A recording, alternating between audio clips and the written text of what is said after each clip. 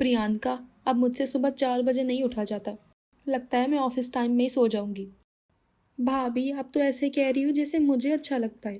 सुबह 4 बजे से उठकर भागने लगती हूँ। ऊपर से बॉस की इतनी बात सुनने को मिलती है। घर वालों का काम करते करते एक दिन मैं मर ही जाऊंगी। अंकिता और प्रियंका दोनों बहुएं अपने ससुर के नियम से दुखी हो गई हैं।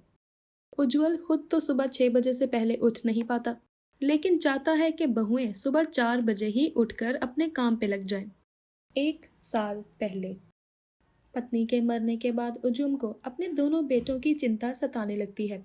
वो मन ही मन कहता है, अगर मुझे कुछ हो गया तो इन दोनों का क्या ही होगा।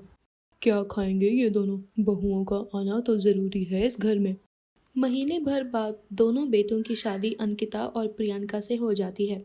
दोनों बहुएं जैसे ही घर में आती हैं, इस घर में वही होगा जो पापा कहेंगे। मम्मी के जाने के बाद सिर्फ पापा ही हैं। तुम दोनों को घर में सिर्फ पापा का ध्यान रखना होगा। मुझे कोई आपत्ति नहीं है।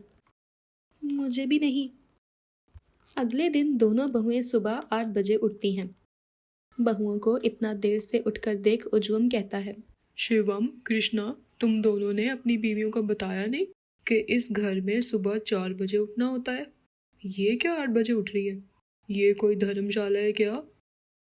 पापा, वो आज बता देंगे, कल मौका नहीं मिला था ना।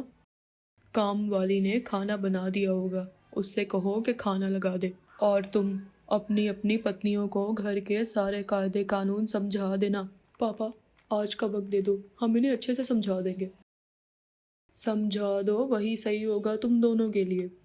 अंकिता और प्रियंका को कुछ समझ में नहीं आता। वो दोनों देवरानी जेठानी एक दूसरे का मुंह देखने लगती हैं। इन तीनों का मुंह क्यों लटका है? हमें क्या है भाभी? कुछ होगा भी तो पापा जी के सामने कौन पूछेगा? खाना बनाने के लिए कुक तो है यहाँ। अरे, कुक को हटा देंगे और कल से हम दोनों ही खाना बनाएंगे। हाँ, मैं भी अपनी जॉब ज्वाइन करूँगी। तुम कहती हो तो रहने देते हैं, 1 हफ्ते के लिए देख लेते हैं कुक को। कोई बात है क्या? नहीं, ऐसा कुछ भी नहीं है। लेकिन तुम दोनों से एक बात कहनी है। एक्चुअली ना, हमने गलती कर दी, कल ही दोनों को बता देना चाहिए था। क्या? अभी बताओ ना। तुम दोनों को कल सुबह 4 बजे उठना होगा। पापा जी सुबह 6 बजे उठ जाते हैं और नहा धोकर खाते हैं। काम वाली को हटा देंगे आज से। अरे, उसमें कोई बात नहीं, हम हैं ना, हम नाश्ता बना देंगे टाइम पर। 8 बजे नाश्ता करने के लिए हमें 4 बजे उठने की कोई ज़रूरत नहीं है। हम 6 बजे उठकर पापा जी के लिए खाना बना देंगे, फिर सारा काम करके अपने अपने ऑफिस का काम करने लगेंगे। वही ना, 2 घंटे इनफ है खाना बनाने के लिए। भाभी, बात ये नहीं है। बात ये है कि पापा जी को पसंद नहीं है कि बहुएं उनके सामने खाना बनाएं। उनके उठने से पहले ही काम हो जाना चाहिए। अरे, ये क्या लॉजिक है? उससे क्या होगा? बात यही है और आप दोनों को इसी तरीके से चलना होगा। उनके उठने से पहले ही काम हो जाने चाहिए, या फिर वो घर में आए उससे पहले। अंकिता और प्रियंका एक दूसरे का मुंह देखने लगती हैं और दोनों हाँ में हाँ मिला देती हैं। दोनों भाई हामी सुनकर खुशी खुशी ऑफिस चले जाते हैं। इधर अंकिता और प्रियंका नाश्ता करते हुए एक दूसरे से कहती हैं, प्रियंका, ये थोड़ा अजीब नहीं है? सामने काम नहीं करना है? आखिरकार काम तो हम दोनों ही कर रहे हैं। फिर ठीक है ना भाभी, हम भी नाश्ता बनाकर सो जाएंगे। हाँ, अब तो यही करना होगा। उधर दोनों भाई आपस में बात करते हैं। भैया, लड़कियां तो हम दोनों को अच्छी मिल गई, एक ही बार सुबह 4 बजे उठने को राजी हो गई। पापा ने ही तो इतना देख देख कर लड़कियां पसंद की है। उज्जवल खाना बनाने वाले को निकाल देता है और जाते जाते खाना बनाने वाली अंकिता से कहती है, इस घर में काम करना बहुत ही मुश्किल है। आप दोनों का क्या होगा ईश्वर जाने। बहुत मुश्किल है इस घर में खाना बनाना। मेरी तो मजबूरी है। आप लोगों की क्या मजबूरी है जो इस घर में आ गई? क्यों, ऐसा क्या है? अभी कहाँ देखा है आपने? अभी तो पिक्चर बाकी है। खाना बनाने वाली चली जाती है और अंकिता और प्रियंका एक दूसरे का मुंह देखने लगती हैं। रात को शिवम और कृष्णा घर लेट आते हैं। घर आकर दोनों खाते पीते हैं और उनके कारण अंकिता और प्रियंका को सोते सोते 12 बज जाते हैं। अंकिता प्रियंका से कहती है, देवरानी जी, अब सो जाओ, वरना कल हम उठ नहीं पाएंगे।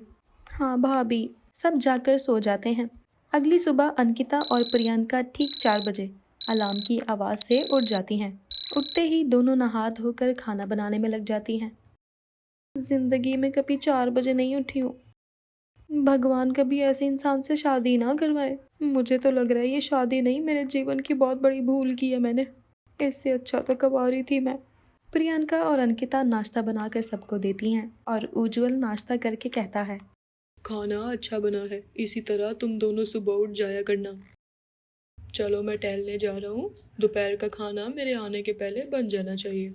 बाकी पूरा दिन तुम्हें जो करना है करो, जो खाना है खाओ। जी पापा जी। दोनों भाई दुकान चले जाते हैं और उज्जवल टहलने।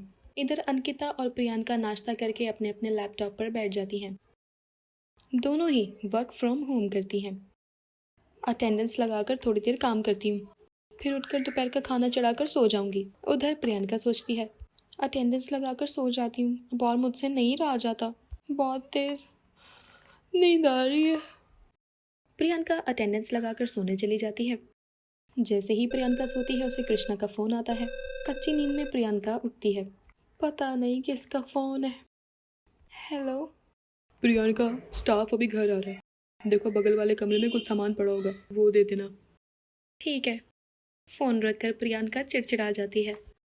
यहाँ तो आदमी 2 मिनट भी आराम नहीं कर सकता। स्टाफ तो अभी तक आया नहीं और मुझे उठाकर बिठा दिया। ये कैसी किस्मत है मेरी। सुबह 4 बजे उठकर रसोइया बनो और अभी दरबान। प्रियंका करीबन 1 घंटा इंतज़ार करती है। उसके बाद जाकर स्टाफ आता है। तब तक प्रियंका की नींद उड़ जाती है। स्टाफ को सामान देकर प्रियंका फिर अंकिता के साथ रसोई में लग जाती है। थकावट हो रही है, मन कर रहा है कि सो जाऊं, लेकिन ऐसी किस्मत कहाँ, खाना बनाकर सो जाऊंगी। मैं तो सो भी नहीं सकती हूँ। ऑफिस टाइम से ब्रेक लिया सोने के लिए तो इनका फ़ोन आ गया, और अब अगर सोई तो ऑफिस से मुझे निकाल देंगे। हाँ वो तो है। अंकिता और प्रियंका खाना बनाकर अपने अपने कमरे में चली जाती हैं। अंकिता तो सो जाती है और प्रियंका अपने ऑफिस के काम में लग जाती है। इधर जैसे ही प्रियंका सोती है, शिवम का फ़ोन आता है। यार अभी सो रही हो, ये कोई टाइम है सोने का? उठ जाओ, पापा आते ही होंगे, तुम्हें सोया हुआ देखकर गुस्सा करेंगे। अरे पापा जी 4 बजे आएंगे, उससे पहले नहीं, अभी तो सोने दो मुझे, वरना मैं पागल हो जाऊंगी नींद से। अरे कोई सोना नहीं है, मैं आ रहा हूँ, तुम मेरा और कृष्णा का टिफ़िन पैक कर दो, मैं थोड़ी देर में आ जाऊँगा, आज दुकान में बहुत भीड़ है। ठीक है आ जाओ, वेट कर रही हूँ। अंकिता उसी वक्त रसोई में खाना पैक करने चली जाती है। आदमी सोए तो सोए कैसे, किस्मत ही फूटी है हमारी। अंकिता खाना पैक करके बैठी रहती है और शिवम 4 बजे आता है। उसी वक्त उज्जवल भी आता है। शिवम को देखकर अंकिता कहती है, जब 4 बजे ही आना था तो मुझे 2 बजे से क्यों उठा रखा है। ये तो कोई बात नहीं हुई। अरे तो क्या हो गया, वैसे भी ये कोई वक्त नहीं है सोने का, दुकान से निकल ही नहीं पाया, पैसा कमाना कितना मुश्किल है तुम्हें क्या पता। तुम तो ऐसे बोल रहे हो जैसे मैं तो काम ही नहीं करती। अरे छोड़ो ये सब, मुझे टिफ़िन दो और पापा का खाना लगाओ, पापा आ गए हैं। बहू, रात में मैं खाना नहीं खाऊंगा, तुम मेरा खाना मत बनाना। जी पापा जी। एक और बात, मुझे खाना परोसने के लिए दोनों बहुएं होनी चाहिए। जी पापा जी। इसी तरह दिन बीतने लगते हैं। अंकिता और प्रियंका की किस्मत फूटी थी। बेचारी 4 बजे उठती और दोनों 1 मिनट भी नहीं सो पाती। थक हार कर दोनों नौकरी छोड़ देती हैं। उज्जवल, पहले हमारी माँ ने, फिर मैंने और तेरी बीवी ने तेरे हिसाब से ही तेरे लिए खाना बनाया, लेकिन अब तेरी बहुएं उस हिसाब से नहीं चल सकती। पुराने वक्तों में और अब में बहुत अंतर है। हमने खुद को तेरे लिए बदला और सुबह 4 बजे उठकर तेरे लिए खाना बनाया, लेकिन इस बर्थडे पे मैं तुझे कोई तोहफा नहीं दूंगी, बल्कि तुझसे एक तोहफा लूंगी। बोलिए दीदी, क्या चाहिए आपको? तुझे खुद को बदलना होगा बहुओं के लिए, और अपनी 4 बजे वाली रसोई को बंद करना होगा, वरना ये बहुएं एक वक्त के बाद तेरे बेटों को छोड़कर चली जाएंगी। अरे तुम तो दुनिया से चले जाओगे, लेकिन तेरे बेटों की जिंदगी बर्बाद हो जाएगी। दीदी, तुमने मुझे कोई तोहफा दिए बिना ही ऐसा तोहफा दे दिया जिससे मेरी बची हुई जिंदगी संवर जाएगी। बर्थडे पार्टी खत्म होने के बाद उज्जवल बहुओं से कहता है, आज से तुम दोनों की 4 बजे वाली रसोई समाप्त, और जब नाश्ता बनाना चाहती हो बना लेना। दोनों बहुएं खुशी से पगला जाती हैं और जाकर सो जाती हैं।